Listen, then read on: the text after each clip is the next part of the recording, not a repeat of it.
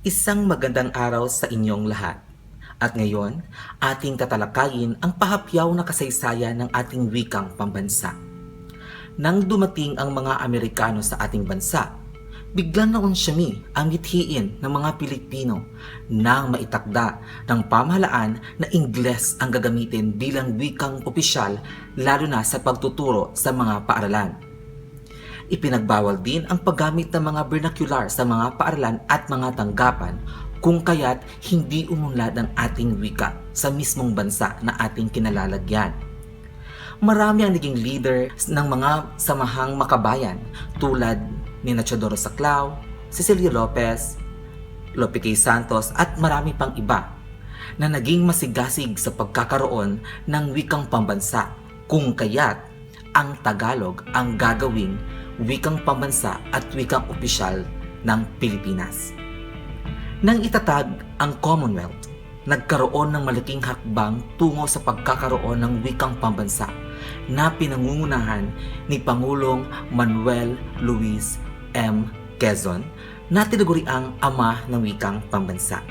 Noong 1934, isang kumbensyong konstitusyonal ang binuo ng pamahalaang Commonwealth na nakapaloob sa Artikulo 14, Seksyon 3 ng Konstitusyon noong Pebrero 8, 1935 na ang pambansang kapulungan ay magsasagawa ng mga hakbangin tungo sa paglinang at paggamit ng pambansang wika batay sa isa sa mga umiiral na katutubong mga wika.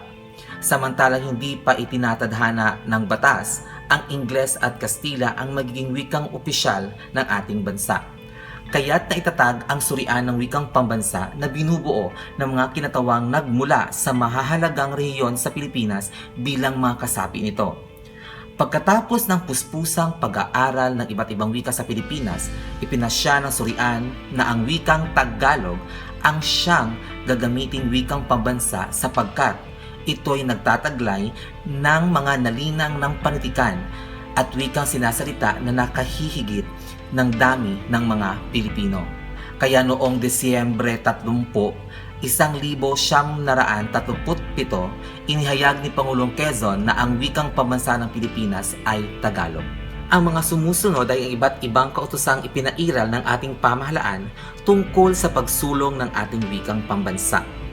Noong Nobyembre 7, 1936,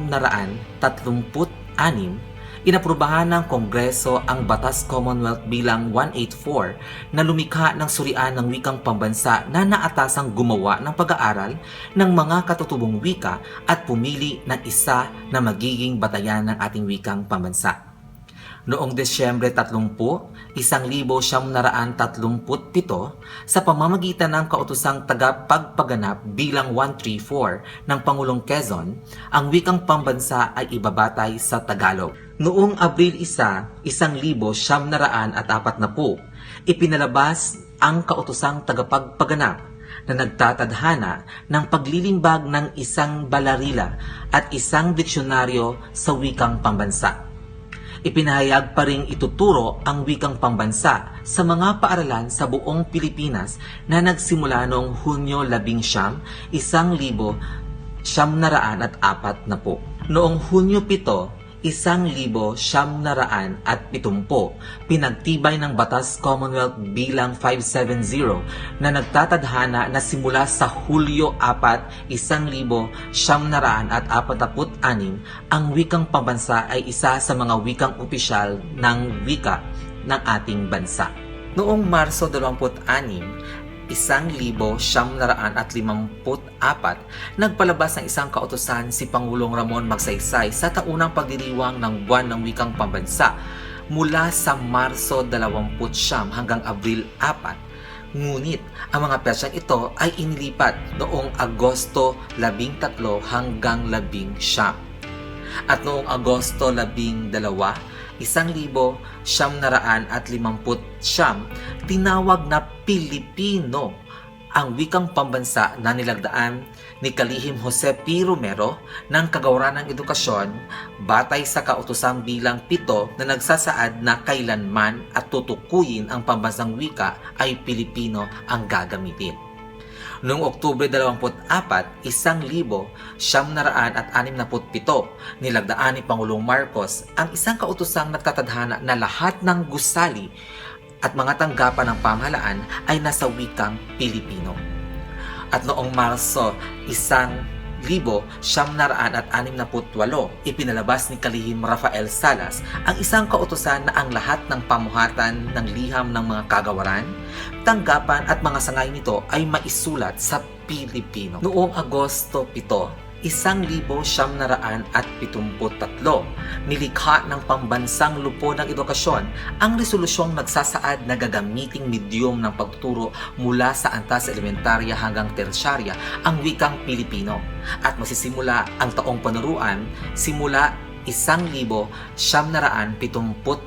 hanggang 1975. At noong Hunyo 11, 1974, nilagdaan ni Kalihim Juan Manuel ng Kagawaran ng Edukasyon at Kultura ang kautosang pangkagawaran bilang 25 para sa pagpapatupad ng edukasyong bilingual sa lahat ng kolehiyo at pamantasan. Ibig sabihin, isa o hanggang 2 wika ang maaaring gamitin bilang medyum sa pagtuturo. Pinagtibay ng komisyon ang konstitusyon at dito'y nagkaroon muli ng pitak ang tungkol sa ating wika. Batay nga sa Artikulo 14 ng Konstitusyon na 1987, batay sa Section 6, ang wikang pambansa ng Pilipinas ay Filipino. Samantalang nililinang ito, dapat payabungin at pagyamanin pa salig sa umiiral na wika ng Pilipinas at sa iba pang mga wika. Alinsunod sa mga tadhana ng batas at sang-ayon sa nararapat na magiging ipasya ng Kongreso, dapat magsagawa ng mga hakbangin ang pamahalaan upang ilunsad at paspasang itaguyod ang paggamit ng Filipino bilang medyum sa opisyal na komunikasyon at bilang wika ng pagtuturo sa sistemang pang-edukasyon. Batay naman sa ikapitong seksyon ng Artikulo 14 ukol sa mga layunin ng komunikasyon at pagtuturo, ang wikang opisyal ng Pilipinas ay Filipino at hanggat walang itinatadhana ang batas, Ingles ang magiging wikang opisyal nito. Ang mga wikang panrehiyon ay pantulong lamang sa mga wikang opisyal sa mga rehiyon at magsisilbing pantulong sa mga wikang panturo.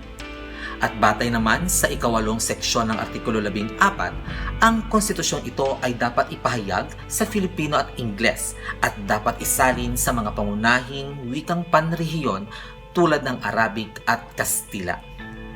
At dumako tayo sa ikasyam na seksyon ng Artikulo 14, dapat magtatag ang Kongreso ng isang komisyon ng wikang pambansa na binubuo ng mga kinatawan ng iba't ibang mga rehiyon at mga disiplina na magsasagawa, mag-uugnay at magtataguyod ng mga pananaliksik sa Filipino at iba pang mga wikang umiiral sa bansa para sa kanilang pagpapaunlad, pagpapalaganap at pagpapanatili. Noong Agosto 25, 1988, ang kautosang tagapagpaganap bilang 335 ay ipinalabas at nilagdaan ni Pangulong Corazon Aquino na nagtatadhana na magkaroon ng komisyong pangwika na magbibigay ng mga pag-aaral o magkakaroon ng mga pag-aaral hinggil sa kasalukuyang sitwasyon ng ating wikang Filipino. Kung kaya't nabuo po ang tinatawag nating Komisyon sa Wikang Filipino dahil sila po ang naatasang magkaroon ng pag-aaral upang magsagawa ng mga survey at marami pang iba. Gayon din, pinagtibay ang paggamit ng Filipino bilang medyum ng pagtuturo sa lahat ng antas sa mga piling asignatura, partikular sa asignaturang Filipino.